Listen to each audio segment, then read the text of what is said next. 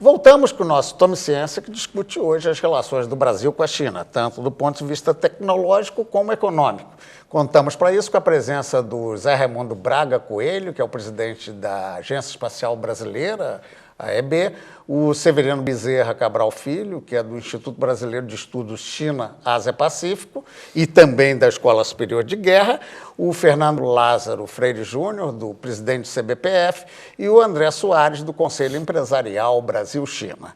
Bem, o nosso Severino tinha pedido a palavra, eu vou incorporar aí uma questão. O professor Zé Raimundo falava antes do intervalo em toda uma parceria de várias gamas de ação internacional e a parceria estratégica em questão. Mas, mesmo assim, a coisa não parece tão simples, porque na hora que o Brasil quis fazer a entrada no Conselho de Segurança, a China meio que, como membro permanente, não apoiou tanto o Brasil, como também nas mudanças do FMI. É meio difícil lidar com isso? Como é que é essa estratégia de aproximação geral? Eu acho que, se observar bem o que o doutor José Raimundo nos trouxe agora há pouco, que eu acho que todos que estamos compartilhando hoje essa discussão, essa conversa, sentimos que havia aí uma experiência decisiva, que apresentou um grande resultado. Nós chegamos a uma cooperação no alto nível tecnológico, domínio do espaço, com os satélites, né? Uma parceria única, Brasil-China, ambos ganhando, né? Ambos ganhando. E eu acho que a fórmula do ganho mútuo e recíproco, que é compartilhado pelos países em desenvolvimento, deve ser universalizar, né? Deve ser chegar a todos, né? E nós podemos dizer aí, um dos desafios nossos, por exemplo, no campo da economia, eu gostaria que o nosso amigo André, que está estudando bastante isso, ver. Nós temos alguns obstáculos, né? O que eu disse há pouco o professor Raimundo, José Raimundo, sobre essa questão é decisivo para nós, né? A China tinha alguns elementos, o Brasil tinha outros, né? Trocaram esses elementos e conquistaram um patamar decisivo nesse campo.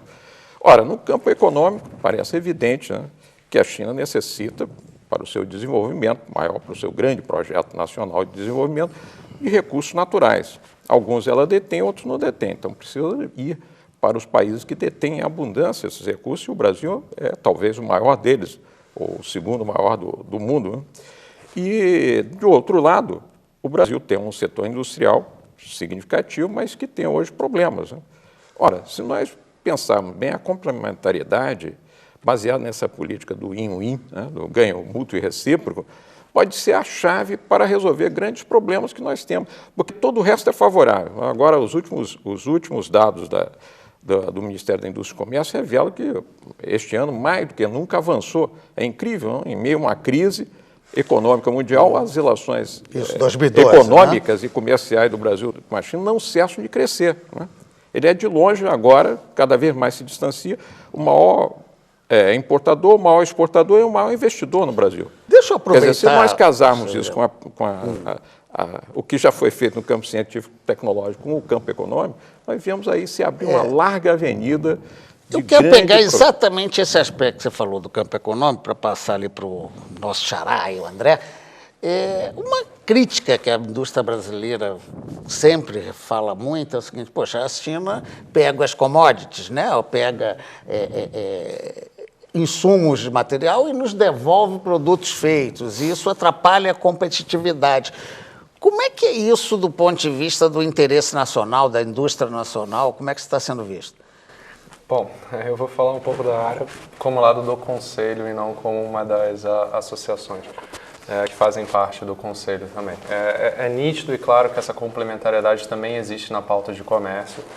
Desde 2009, a China é o principal parceiro comercial, e algo novo na relação são também os investimentos chineses no Brasil. Isso começou em 2010, antes não se tinha isso. A China se tornou o principal investidor no Brasil, com um perfil muito parecido com o que é já a pauta de comércio. Ela veio para cá investir em recursos naturais, para segurar o fornecimento de recursos naturais para a China. Esse foi um perfil que caracterizou 2010, que mudou um pouco em 2011. Em 2011, você já vê várias indústrias chinesas entrando no mercado mercado brasileiro para acessar o nosso mercado de consumo, não só no Brasil, como também na América Latina. Você tem o ingresso de 4 ou 5 empresas automobilísticas chinesas, você tem ingressos de empresas chinesas de máquinas e equipamentos que todas agora estão acessando o mercado brasileiro. Com relação ao ponto da indústria, na hora que você checa a nossa pauta de importações, você vê que 51% das importações do Brasil da China são de máquinas e equipamentos. Dentro do valor, o que de certa forma é bastante nocivo para essas indústrias aqui no Brasil. Todas as indústrias que produzem máquinas e equipamentos é bem difícil você competir com os chineses, mas que por um outro lado, e não digo que isso seja positivo, mas por outro lado também apoia a ajudar a aumentar a competitividade de algumas empresas e indústrias que aqui estão presentes, porque elas conseguem seus bens de capital de uma forma um pouco mais barata. Se isso é positivo ou não, acho que é uma discussão muito maior. Né? Assim, e aí faz parte dessa discussão da globalização mesmo, né? Quer dizer, tanto que a China, quando tem uma não importação de petróleo, de aço, no caso, Vale do Rio Doce, leva o preço para dentro do Brasil se modificar, né? Como os Estados Unidos, quando quebrou a safra de grãos, imediatamente em 2002 afetou e cresceu o preço do grão no Brasil. E aí, isso é difícil mesmo de lidar, né? Isso é exatamente o que está acontecendo agora por causa do minério de ferro e da soja. Com a seca nos Estados Unidos, o preço da soja elevou bastante. O Brasil é historicamente o segundo principal fornecedor de soja para a China. Nesse ano já ultrapassou os Estados Unidos, se tornou o primeiro. E no minério de ferro você vê o efeito um pouco contrário. Como a economia chinesa está desacelerando um pouco, isso tem um efeito sobre os preços, o que faz com que o preço do minério tenha caído também. Então, tá. Antes da gente continuar essa discussão econômica, deixa eu ir para a bancada tecnológica, vamos poder dizer assim, que de certa maneira nós estamos um pouco divididos entre política e economia. Depois eu ainda tenho que responder a sua questão, que eu passei. Do FMI, desculpe, vai, responde então aí para passar para lá. É simples, na verdade, a China, a gente precisa esclarecer muito isso, que às vezes as coisas não são o que aparentam ser. Na verdade, o Brasil, né, pretende a cadeira de membro permanente do Conselho de Segurança das Nações Unidas desde a sua fundação. Né?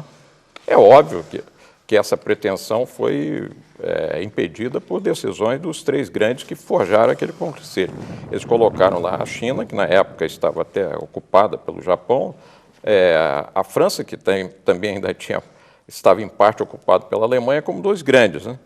Ora, o Brasil pretendia estar naquele conselho e tinha todas as razões para isso. Né? Foi preterido, mas nós sempre colocamos essa pretensão perante o cenário mundial. O que ocorre depois do fim da Guerra Fria é que se tornou, e está se tornando visível isso, que os instrumentos das Nações Unidas terão que ser reformados para se adaptar à nova realidade. Dos BRICS, né? Na multipolaridade. Novos centros de poder estão aparecendo no mundo. Inclusive, a China hoje é compatível com a condição de grande potência. O Brasil está se tornando também uma grande potência econômica e em todos os sentidos. Então, há que mudar a estrutura do Conselho. Agora, isto é um jogo de equilíbrio, né? E, naturalmente, o processo iniciado e com a participação do Brasil, contemplava a entrada também, junto com o Brasil, a Índia, o Japão e a Alemanha. No caso da China, não via por que o Japão entrar e também a Alemanha já sobrecede, porque a Europa fica com 2, com 3, uma sobre-representação. Quer dizer, isso não é compatível com o mundo de hoje. Então, isso deu problemas, quer dizer, o processo não passou, porque, digamos, a proposta não era verdadeiramente redonda, foi adiado. Bem, eu vou pegar, como eu disse, para a bancada tecnológica para citar um exemplo, né? Para ver se ele vai ser útil aqui e a visão de vocês. A China, em 2012, quando começou a ter ameaça de ter uma produção diminuída e não esse processo crescente, a queda era de 0,5%, mas o governo anunciou de imediato 26% de financiamento em unidades de pesquisa, 14 bilhões para pesquisa, ou seja, essa visão dos chineses que podem superar a crise com mais conhecimento, será que vai dar para impregnar no Brasil? Tomara, né? Faço voto.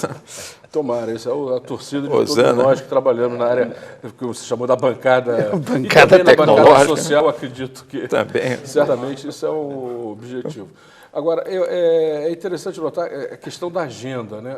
A China tem uma agenda bem definida, bem clara. Eu dou exemplo, por exemplo, da questão das terras raras. Terras raras são elementos fundamentais para a autotecnologia. 95% da produção estava concentrada na China. E ela, num certo momento, tirou do mercado. Criou cota de exportação, o preço disparou e isso é um bloqueio, inclusive, para você acessar desenvolvimento, pesquisa e tudo mais.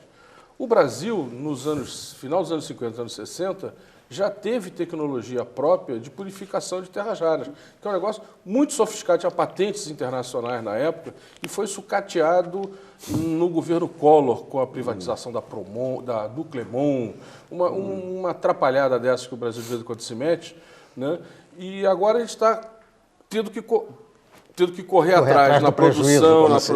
Então, a continuidade de um projeto de longo prazo explica porque você pode fazer investir em pesquisa, você acredita que aquilo ali no futuro vai continuar dando certo. E vai quebrar e vai pagar o investimento que você está fazendo. Bem, eu vou ter que fazer mais um intervalo para irmos, então, para o último bloco. É um instantinho só.